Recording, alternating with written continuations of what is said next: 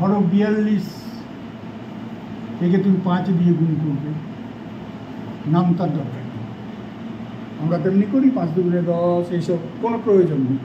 একে অর্ধেক করো, এই সংখ্যাটাকে অর্ধেক করো, 42-এর অর্ধেক 21। আর এটা যদি অর্ধেক হয়, শূন্য বসাও, তাহলেই হয়ে গেল, তাহলেই কিন্তু গুণটা হয়ে গেল। 5-এর নামটা দরকার নেই, এটা যোগ। নমস্কার বন্ধুরা, গৌতমের সাথে চ্যানেলে আপনাদের স্বাগত জানাই। বন্ধুরা, আপনারা বরাবর দেখে এসেছেন রানীগঞ্জের ইতিহাস, এবং এই রানীগঞ্জের ইতিহাস আপনাদের সামনে তুলে ধরছে। কিন্তু এই ইতিহাস তুলে ধরার মাঝে এমন কিছু কিছু মানুষজন রয়েছেন, গুণী মানুষজন।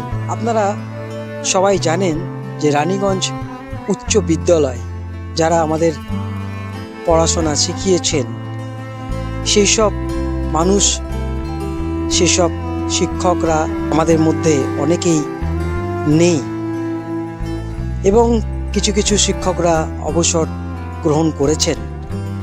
তারা কেমন আছেন, চলুন বন্ধুরা আজকে তারই খোঁজে সেই রানীগঞ্জ উচ্চ বিদ্যালয় কিংবা রানীগঞ্জ হাই স্কুলের, যাকে অঙ্কের জাহাজ বলা হয়, সেই গান্ধীবাবু কিংবা অনেকের কাছে গান্ধী স্যার, সেই রবীন্দ্রনাথ গান্ধী মহাশয়ের কাছে আমরা আজকে এসে উপস্থিত। এই যে দেখছেন, তার ঠিক বাড়ির সামনে আমরা এই মুহূর্তে রয়েছি, এবং আপনারা সবাই জানেন যে তিনি অঙ্কের নাম দিয়ে কিন্তু বাড়ির নাম রেখেছেন alpha beta, Shri R N. Gandhi. তো বন্ধুরা, চলুন সেই মানুষটা এখন কেমন আছেন আমরা একবার চোখ বুলিয়ে দেখি। এবং আপনারা অনেকেই রয়েছেন যারা স্যারকে ভালোবাসেন এবং স্যারকে দেখার জন্য উদগ্রীব অপেক্ষা করে রয়েছেন। ঠিক আমিও অনেক দিন পর স্যারের কাছে আসছি। তো চলুন বন্ধুরা, এখানে দেখছি স্যার রয়েছেন। স্যার, আপনাকে গৌতমের সাথে চ্যানেলে স্বাগত জানাই। রানীগঞ্জবাসীকে নমস্কার। আমরা এখন স্যারকে পেয়ে গেছি। স্যার, আপনি কেমন আছেন? ভারী সুন্দর আছি। রানীগঞ্জে শুরুর থেকেই ভালো আছি, কারণ রানীগঞ্জ আমার প্রিয় শহর এবং আমার আদি নিবাস রানীগঞ্জ থেকে বেশি দূরে না, একটি স্টেশন দূরে কালীপাহাড়ি। কালীপাহাড়ির থেকে আমাদের সময়ে হেঁটে গ্রামে যেতাম, সেই গ্রামের মানুষ আমি। সেই প্রত্যন্ত গ্রাম দামড়া গ্রামে আপনার জন্ম, এবং আপনার প্রায় ৭৮ বছর আগে আপনার জন্ম, এবং সেই মুহূর্তের যে আপনার পড়াশোনা, এবং সবাই প্রায় বলেন যে অঙ্কের জাহাজ সেই গান্ধী স্যার। এই কথাটা আপনার কেমন লাগে, এবং আপনার ছোটবেলার সেই বেড়ে ওঠার কথা, এই যে এত সাধনা অঙ্কের, এবং বাড়ির নামও আলফাবিটা, সব কিছুই আসবো। আপনারা দেখছেন গৌতমের সাথে। স্যার, যদি একটুখানি বলেন। আমি যা, সেটা তো ছাত্ররাই বিচার করেছে আমার কাজকর্ম দিয়ে। এটা ঠিক, আমার জীবনের লক্ষ্য আমি রচনাতে যাই লিখি না কেন, অন্তর থেকে আমি শিক্ষক হতে চেয়েছিলাম, শিক্ষক অথবা অধ্যাপক।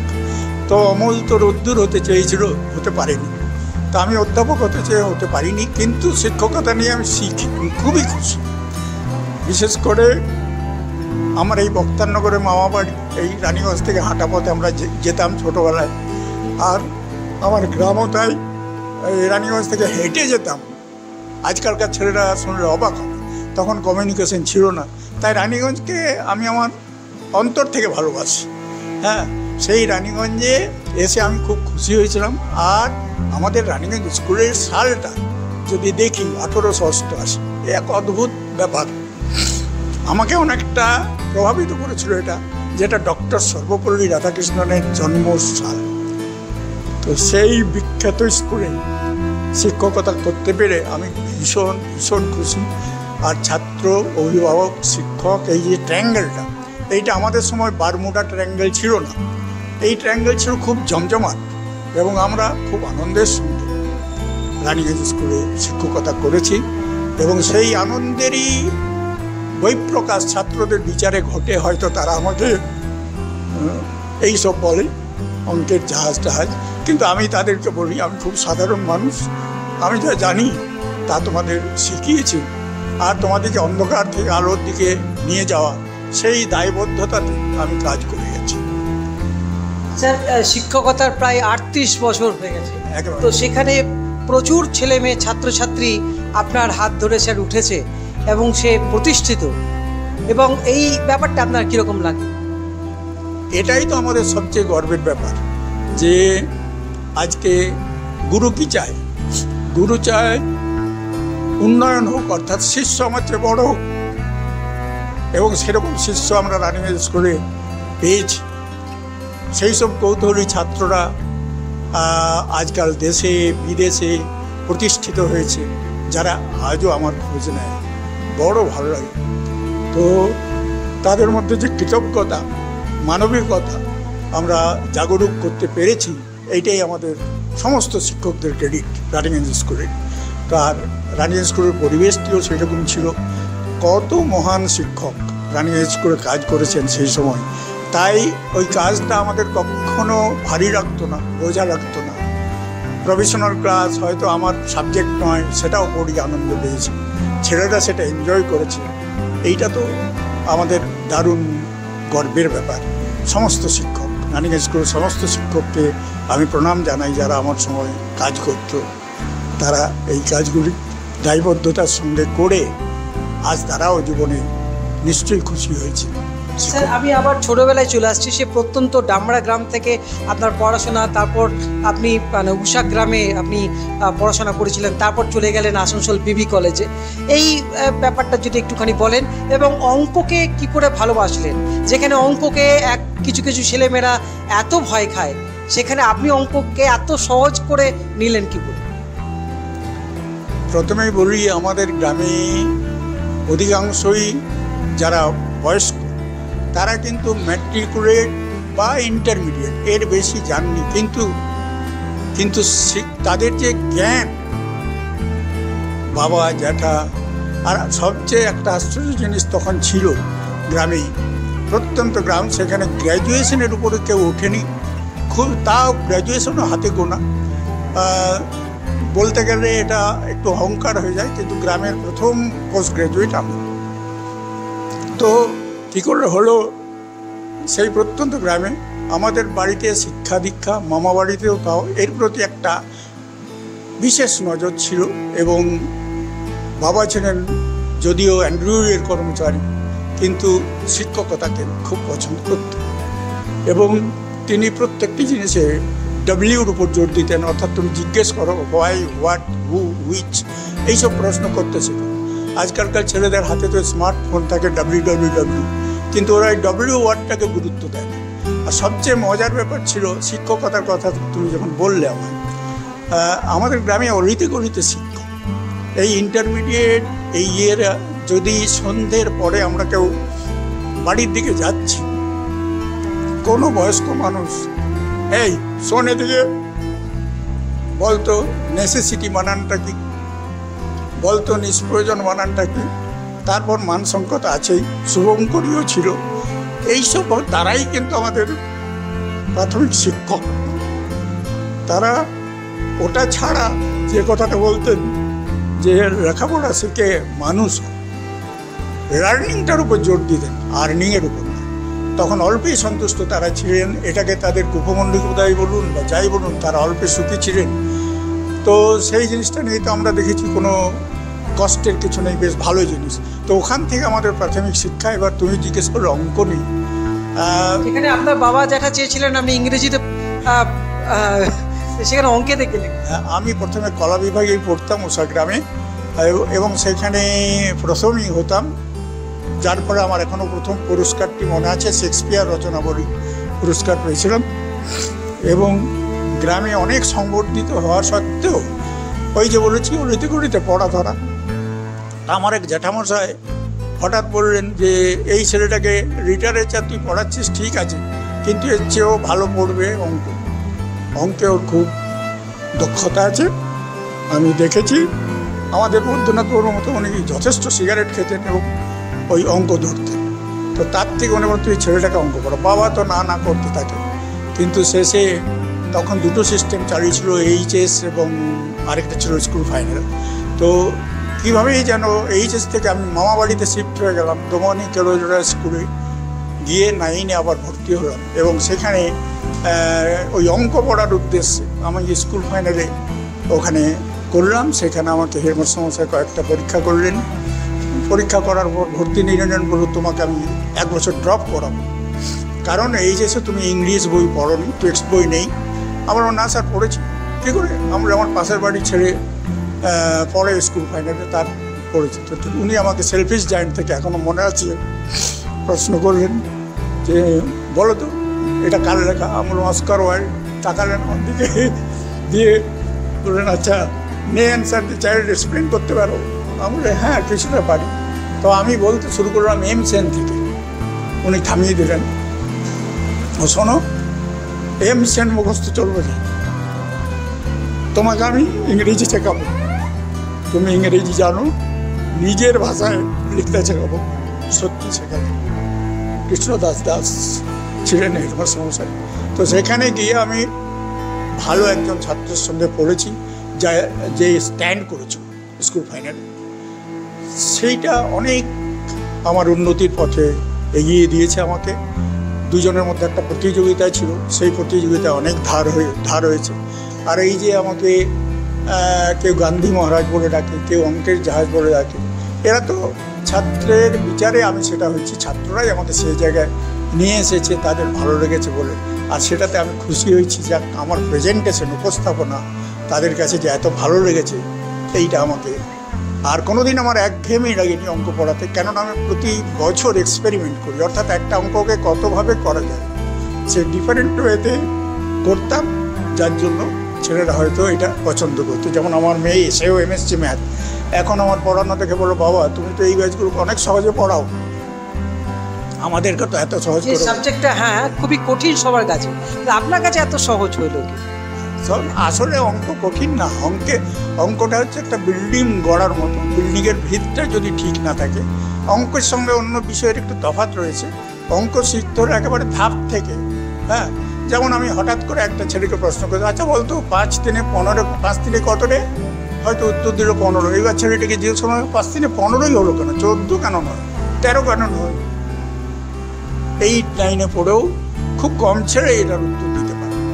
তারপর যখন আমি বুঝিয়ে দিলাম, দেখো আসলে এটা 5 × 3 মানে হয় 5কে 3 বার যোগ কর, আর তা নাহলে 3কে 5 বার যোগ কর, তাহলে দেখো রেজাল্টটা 15। এই জন্যই তো নামতাটাকে ছেলেগুলো মুখস্থ করে, হৃদয়স্থ করে না, জিনিসটার মানে কি বোঝে না। এই মানেটা যদি গোড়া থেকে বুঝিয়ে দেওয়া যায়, ভিত্তিমূল থেকে, তাহলে দেখা যাবে যে অঙ্ক বিষয়টা আদৌ আতঙ্ক নয়, অঙ্কটা খুব সহজ। হ্যাঁ, তাহলে যারা ছাত্রছাত্রীরা তোমরা দেখছো যে অঙ্ক তোমরা যারা খুব ভয় খাচ্ছ, তারা কিন্তু আজকে এই স্যারের কথা শুনে অনেকটা তোমাদের সাহস জুগিয়েছে নিশ্চয়ই।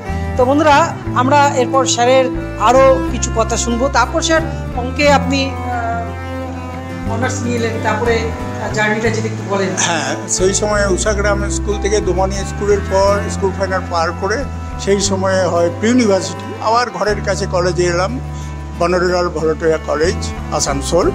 সেখানে বাবা বললেন কোথায় কাছাকাছি অনার্স আছে দেন। তো তখন আমার 3টে অপশন, ফিজিক্সেও নিতে পারি, কেমিস্ট্রিতেও নিতে পারি, অঙ্কেও নিতে পারি। তো দুর্ভাগ্যবশত কোথাও কোনো অনার্স নেই, এবং ফর্চুনেটলি বিবি কলেজে সেই বছরই প্রথম অঙ্কে অনার্স খোলা হয়। তো সেই জন্য আমরা অঙ্ক অনার্সে ভর্তি হয়ে গেলাম, এবং সেখানে আমাদেরই আনা 2জন টিচার, বীরেন সাহা এবং বলাইলাল ব্যানার্জি, এরা যে একটা কি অদ্ভুত শিক্ষক, সেখান থেকে বলতে পারা যায় শিক্ষক মানে কি, তারা আমাদের কাছে সেই জায়গায় ছিলেন এবং সত্যিই তারা বিরাট নাম করেছিলেন। আমাদেরই আনানো শিক্ষক, আমরা গর্ববোধ করি। কারণ পার্ট 1-এ আমরা খুব একটা রেজাল্টে একটু দমে গেছিলাম, যে রেজাল্ট খারাপ আমাদের কখনো হয় না, হয়েছিল। কিন্তু তারা আসার পর আবার আমরা পার্ট মেকআপ করে দিলাম। সেখানে অঙ্ক নিয়ে, এইভাবে অঙ্ক নিয়ে কিছুটা বাধ্যবাধকতা আর অঙ্কের প্রতি ভালোবাসাও ছিল। তাছাড়া পদার্থবিদ্যাতেও ভালোবাসা ছিল, কিন্তু ওই যে ভাগ্য যেখানে টেনে নিয়ে যায়, তো অঙ্কের দিকেই চলে গেলাম ঘরের কাছে। তারপর সে রানিগঞ্জ হাই স্কুলে আসলাম, সেটা কত সাল? হ্যাঁ, রানিগঞ্জ হাই স্কুল রানীগঞ্জ বলতে গেলে তোমরা হয়তো বা এখানে ছেলেরা ভাববে যে স্যার 1969 রানীগঞ্জে ছিল। না না, আমার রানীগঞ্জের সঙ্গে পরিচিতি একেবারে ছোট্ট থেকে। আজ রানীগঞ্জবাসীরা জানবে আমি বলছি, আমার নাম মনে আছে, বাবা আসতেন প্রফুল্ল কুমার সিংহের দোকানে। কারণ আমরা যেহেতু গন্ধ বণিক মানে কি বাণিজ্য করে মূলত, তা আমাদের বাণিজ্য ছিল না, কিন্তু বাবার শেষ বয়সে একটা দোকান করার শখ হয়েছে। তো একজন কাকাকে, বাবা তো চাকরি করতেন, একজন কাকায় দিয়েছিলেন সেই দোকানে যিনি সেই প্রফুল্ল কুমার সিংহের দোকান থেকে যেত, যাদের উত্তরসূরি এখন সলিল সিনহা, স্বর্ণেন্দু, এরা সব আমাদের ছাত্র। আর একটা পাঞ্জাবির দোকান এখনো আছে, প্রায় 100 বছরের পুরনো। তো আমাদের পুজোর সময় বলো বা অন্য সময় বাবা এক রকমের ছিট কিনতেন। সেই ছিটে আমাদের 5 ভাই 2 বোন একই রকম জামা কাপড়। স্যার আপনি কত নম্বর? আমি 1। আপনি বড়? আমি বড়। তো সেই ছিট দেখেই বলে যেত এটা গান্ধী বাড়ির, বাবার নাম করে বলতো, ওদের বাড়ির ছেলে মেয়ে। তো সেই পাঞ্জাবি দোকানটা এখনো আছে, একেবারে ছোটো থেকে জানাশুনো। আর বক্তানগর তো মামা বাড়ি বললাম, সেখানেই আমার 9-10-এ পড়া। আর তারপরে আবার গ্রামের দিকে ফিরে যাওয়ার, তো বিউ কলেজে অনার্স পড়া। সেখান থেকে আবার MSc ম্যাথের জন্য বর্ধমান ইউনিভার্সিটি। আর বাবার পছন্দ ছিল ওই লক্ষণের একটা দাগ দেওয়া মতো, অর্থাৎ একটা ঘেরাটোপের মধ্যে থেকেই পড়াশুনো। আচ্ছা, আপনার নামটা কার রাখা? একদিকে যেমন রবীন্দ্রনাথ, আর একদিকে সেই মহাত্মা গান্ধী। তো এই নিয়ে অনেকে অনেক কিছু বলেন। আমাদের স্যার অশোক পান্ডা, উনিও আপনাকে নিয়ে বলতেন। তো এই ব্যাপারটা আপনি কীভাবে দেখছেন? আপনার নামটার পেছনে একটা বিশাল অবদান রয়েছে। একদম ঠিক, এটা বাবারই দেওয়া। তো আমি যখন ছেলেদের কাছে পরিচয় দিই, ছেলেরা জিজ্ঞেস করে আপনার নামটা কি প্রথম দিকে, তখন আমি বলি দেখো, আমি একটা ম্যাথামেটিক্যাল সমীকরণ ওদের দিলাম। আমি কি বিশ্বকবি মাইনাস ঠাকুর আর জাতির জনক মাইনাস মহাত্মা। তাহলে বোঝো আমি কত খারাপ লোক। ঠাকুরবাদ, মহাত্মাবাদ। ছেলেরা হাসতো খুব। এটা একটা অঙ্কের হিসাব হয়ে গেল। হ্যাঁ, অঙ্কের হিসেবে বললাম। এইবার অশোকবাবু খুব স্পোর্টিং ছিলেন সেই সময়, মানে বৈদ্যনাথ বাবুর খুবই নাম। তারপরে আমি এসেছি রানীগঞ্জ স্কুলে। অর্থাৎ আমরা যে বলতে পারো ক্রিকেটে যেমন বেদী প্রসন্ন, চন্দ্রশেখর, স্পিন ট্রায়াল, সেরকম আমরা 3 জন ছিলাম বন্ধুর মতো। তো অশোকবাবু খুব স্পোর্টিং স্পিরিটেড ছিলেন। কোনো অঙ্ক আটকে গেলেই আমার কাছে বলতেন যে এই অঙ্কটা তুমি সহজভাবে কী করে করবে, আর উত্তরটা বলে দিলেই হতো না, মানে তুমি কী করে এই চিন্তাটা করলে সেটা ব্যাখ্যা করতে হতো। তো এইভাবে ওরা করতে করতে উনি বলেন এবার থেকে তোমাকে আমি গান্ধী মহারাজ বলে ডাকবো। তো সেইভাবে আমাকে গান্ধী মহারাজ বলেই ডাকতো যতদিন বেঁচে ছিল, ওই রকমই। স্যার আপনার জীবনে কি কোনোদিন অঙ্কে কিছু জটিলতা আসেনি? অঙ্ক করতে গিয়ে জট ছাড়াচ্ছেন? ওই বিবি কলেজে যে ফার্স্ট অনার্স আমরা পড়তে যাই, সেই সময় আমার শিক্ষক মশাইদের প্রতি শ্রদ্ধা রেখেই বলছি, তারা কিন্তু নিজেই স্বীকার করেছিলেন যেহেতু এটা অনার্সের প্রথম ব্যাচ এবং অনার্স পড়াইনি আমরা, ফলে আমরা যে তোমাদেরকে সব কিছু বুঝিয়ে দিতে পারবো, উত্তর দিতে পারবো, তা কিন্তু আমরা বলতে পারছি না। যার জন্য আমি আগেই উল্লেখ করেছি, আমরা প্রিন্সিপালকে বলে আরও 2 জন টিচারকে আনলাম। তারা কিন্তু কম বয়সী, কিন্তু তারা আমাদের জীবনে অনেক প্রভাব ফেলেছে। তাদের মধ্যে একজন ছিলেন বীরেন শাহ, আরেকজন বলাইলাল ব্যানার্জি। তারা আমাদেরকে অনেক উৎসাহিত করেছিলেন যে তোদের যে পার্ট 1-এর রেজাল্ট খারাপ হয়েছে, এটা হওয়া উচিত ছিল না। আর তোদের আমি এখনই বন্ডে বলে দিচ্ছি, 2 জনই বলেছিলেন, বন্ডে বলে দিচ্ছি তোরা MSc-তে প্রথম শ্রেণী পাবি, যেভাবে পেয়েছিলাম। তো তাদেরকে পেয়ে আমরা ধন্য হয়েছিলাম। তাদের মানে শিক্ষা যে কত তফাৎ হয় শিক্ষকের জন্য, ওই 2 জনের কাছ থেকে শিখেছিলাম যে হ্যাঁ, আর্ট অফ টিচিং কাকে বলে বা কীভাবে পড়াশোনা করতে হবে, এইটা। তো অবশ্যই অঙ্কের প্রতি ভালোবাসা, এবং সেই ভালোবাসা থেকে আপনি বাড়ি যখন করলেন, বাড়ির নামও সেই আলফাবেট। এটার অনেকগুলো অর্থ আছে, মানে ইংরেজির বর্ণমালাকে আলফাবেট বলে, সেই জন্যে আলফা বিটা রেখেছি। আবার আলফা প্রথম অক্ষরটা এ, ইংরেজির এটা আলফাটা লিখতে হয় যেমনভাবে, ওইটা ল্যাটিনে আলফাটা যেমন লেখা হয়, ওর একটু জায়গা মুছে দিলেই ইংরেজির এটা আছে। আর বিটা হচ্ছে বি থেকে এসছে, বিটাটা লেখা হতো এমনি, তার তলাটা মুছে দিয়ে বি হয়েছে। আর আলফাবেটা জানালেই, যেমন আমাদের বীরেন সাহা, আমার মাস্টারমশাই যার কথা বলছি, ট্রেনে গেছেন কোনোদিন, তারপর একদিন দেখা, তিনি বললেন বাড়ির নামটা দারুণ রেখেছিস। তো খুবই খুশি হলাম যে স্যার আপনাদের অনুপ্রেরণের। না না, এটা মানে ম্যাথামেটিক্সের একটা দারুণ ব্যাপার, সবাই বুঝে যাবে যে এখানে একটা ম্যাথসের লোক থাকে। তো সেইভাবে অনেক লোকই তো গান্ধীবাবুর বাড়ি, অথবা তার চেয়ে বেশি করে বলে আলফা বিটা বাড়িতে চলে যাও, সেখানেই গান্ধীবাবু আছে। মানে রানীগঞ্জ আশেপাশে সবাই আলফা বিটা মানে সবাই জানেন যে ওটা গান্ধীবাবুর বাড়ি। শুধু রানীগঞ্জ নয়, তখন তো এত কমিউনিকেশন ছিল না। তো এদিকে তোমার কুলটি, সীতারামপুর পেরিয়ে, এদিকে দুর্গাপুর পেরিয়ে, অন্ডাল পেরিয়ে, এইসব ইন্টেরিয়ার গ্রাম থেকে ছেলেরা পড়তে আসতো এখানে। এবং তারা অনেকেই আমার ছাত্র, তারা দেশে বিদেশে স্বনামধন্য হয়ে, প্রতিষ্ঠিত হয়ে তারা রানীগঞ্জ স্কুলের গর্ব বাড়াচ্ছে। স্যার শুধু অঙ্কেতেই নয়, স্যারকে যেমন অঙ্কের জাহাজ বলা হয়, আমাদের সাহিত্য জগতেও স্যারের কিন্তু সেই বিশাল নাম রয়েছে। স্যার কিন্তু এর মধ্যে প্রচুর কবিতা লিখেছেন। এবং আপনি আর কি কি লিখতে ভালোবাসেন? সাহিত্যের প্রতি ভালোবাসা, ওই যে আর্টসে আমি পড়তাম তখন থেকেই ভালো লাগে। ইংরেজি সাহিত্য বলো, বাংলা সাহিত্য বলো, এমনকি রানীগঞ্জ স্কুলে যারা মাস্টারমশাই, তাদের সঙ্গে আমাদের আলোচনা যেটা হতো সেটা এই সাহিত্য নিয়েই। এবং আমার অঙ্কের মজা ওনাদেরকে জানাতাম, ওনারা সাহিত্যের মজা আমাদেরকে জানাতাম। বা আমিও কিছু কিছু যেসব সাহিত্য পড়েছি সেখানে আমার যেখানে খটকা লেগেছে সেই জায়গায় তাদেরকে শুধাতাম, তারা উত্তর করতে। এসব ভালো। এইভাবে কবিতা লেখাটাও আমার ইউনিভার্সিটিতে ছিল, তবে আমরা খুব ড্যাশিং পোশিং ছিলাম না সেই সময়। তা স্যারেরা উৎসাহিত দিতেন। একদিন ক্লাসে হয়েছিল কি, এমএসসি পরীক্ষায় একবার, এমএসসির সময় একবার রিউনিয়নে আমি বোর্ডে কয়েকটা ছবি এঁকেছিলাম। কী করে না, একটা চককে প্রেস করে, একটা চকের মাঝে ধরে প্রেস করেছিলাম, তো তাতে কতগুলো ম্যাথামেটিক্যাল ফিগার উঠে এসেছিল। ওই জনৈক প্রফেসর, এটা কে করেছে?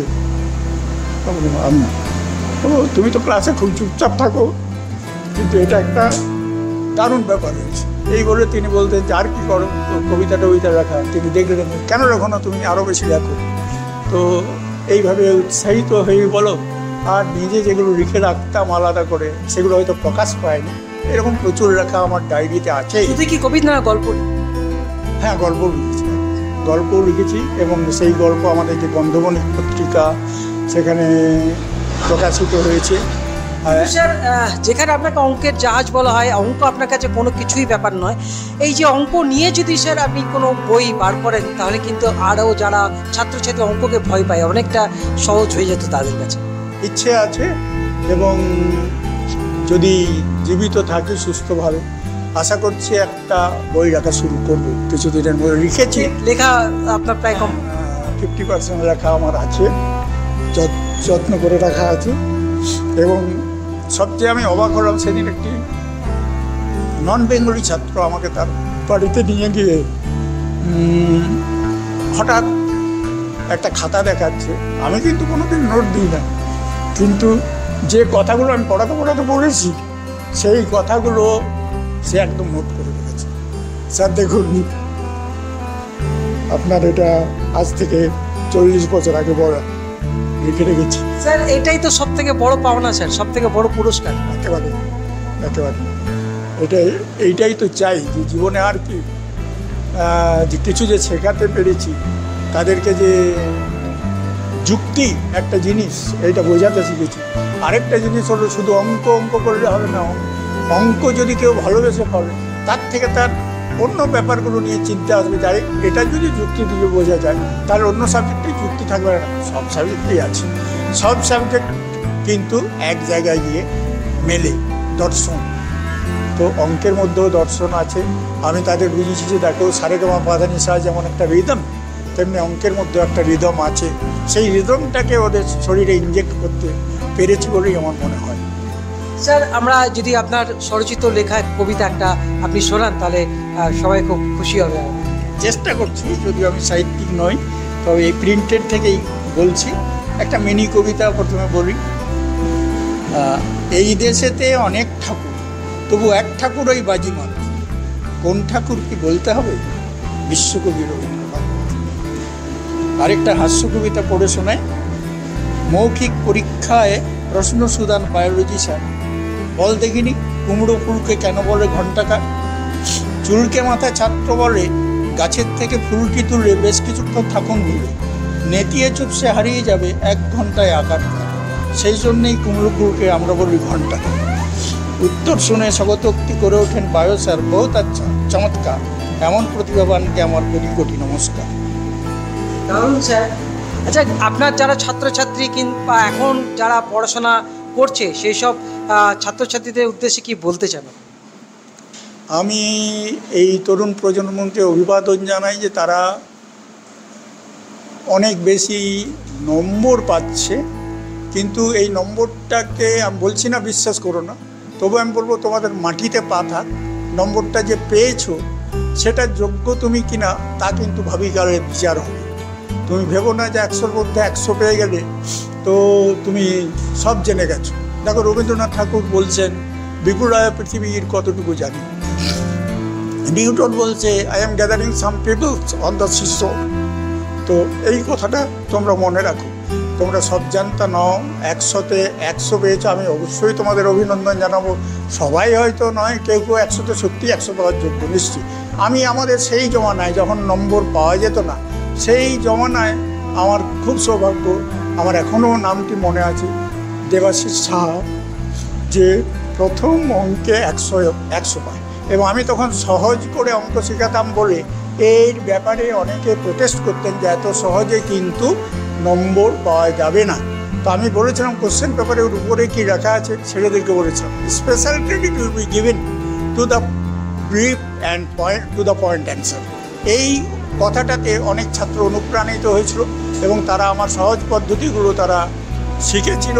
এবং ওই দেবাশিস সাহা প্রথম অঙ্কে 101। তখনকার দিনে যখন কিনা তুমি 60 যদি পেতে সেটা কেটে ফার্স্ট ডিভিশন যাতে না হয় 59 করে দেওয়া হতো। কিন্তু সেই সময়ে আমি শুধু ওই একটা নয়, ওর উপরে আরও কত 100। এই আমাদের নিরঞ্জন যে ডাক্তার হয়েছে আমাদের পাড়ার, সে এইচএসে 100% নম্বর পেয়েছে। তো এইগুলো তখনকার নম্বর একটা সলিডিটি ছিল, অর্থাৎ বাইরে কেউ জিজ্ঞেস করলে তার একটা ফাউন্ডেশন তৈরি হয়েছে।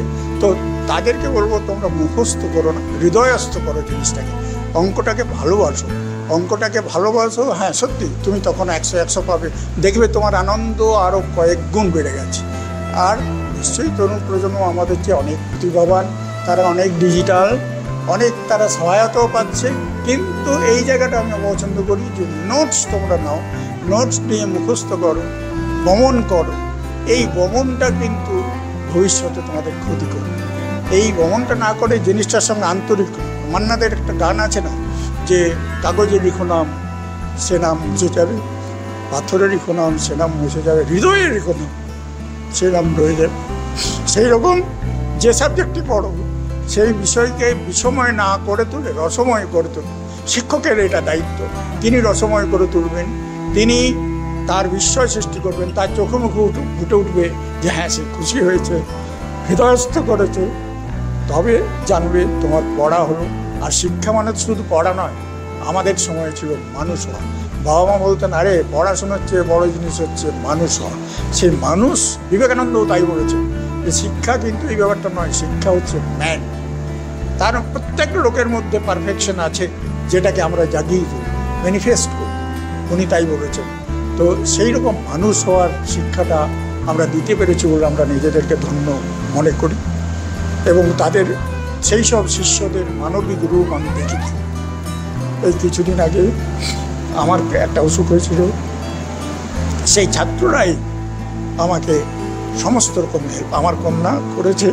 কিন্তু আমার কন্যার বন্ধুরা, তারপর আমার চিকিৎসক, এরা অনেকেই, সকলেই আমার ছাত্র, প্রত্যেকে তাদের ব্যস্ত সময় থেকে সময় বের করে আমাকে দুর্গাপুর মিশনে বলো, কলকাতায় বলো, সাহায্য করেছে। বন্ধুরা, কথা বলতে বলতে আমাদের সবার প্রিয় গান্ধী বাবু কিংবা গান্ধী স্যার, তারও কিন্তু কথা বলতে গিয়ে স্মৃতির কথা বেয়ে এসছে চোখের ধারা, কিন্তু জলের ধারা রুখতে পারছেন না। বন্ধুরা, আপনারা যারা স্যারের কথা শুনলেন, ছাত্রছাত্রীরা যারা শুনলে, তোমাদের অনেকেরই এই কাজে দেবে স্যারের কথা, যদি স্যারের এই কথাগুলো মন দিয়ে শোনা যায়। এবং আপনারা যারা দেখছেন গৌতমের সাথে, এইভাবেই আমি পৌঁছে যাব বিভিন্ন জায়গায়, বিভিন্ন গুণীজনদের কাছে, যারা আমাদের অনেক কিছু দিয়েই গেছেন, আমরা পারিনি কিছু দিতে। বন্ধুরা, আজকের মতো ব্লগ এখানে শেষ করছি। আর স্যার যেন সারা জীবন এইভাবেই ভালো থাকেন আর সুস্থ থাকেন ভগবানের কৃপায়, আমরা সেই প্রার্থনা করব ঠাকুরের কাছে। উনি তাড়াতাড়ি, একটু স্যার অসুস্থ আছেন, তবুও যে উনি আমাকে এত অসুস্থতার মধ্যেও সময় দিয়েছেন, তার জন্য অসংখ্য ধন্যবাদ। আর প্রার্থনা করি স্যার যেন সুস্থ থাকেন, ভালো থাকেন। ওপারে যারা রয়েছেন আপনারাও ভালো থাকুন, সুস্থ থাকুন। আজকের মতো ব্লগ এখানে শেষ করছি। ধন্যবাদ।